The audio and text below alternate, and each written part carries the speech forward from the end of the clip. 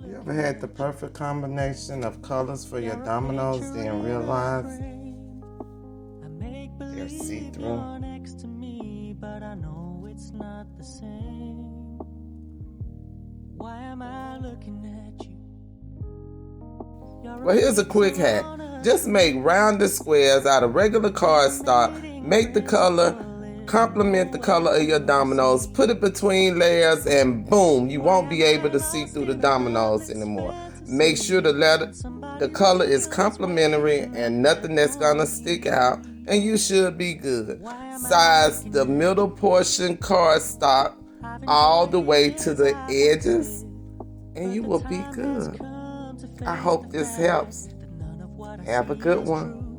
So I'm gonna stop looking at you.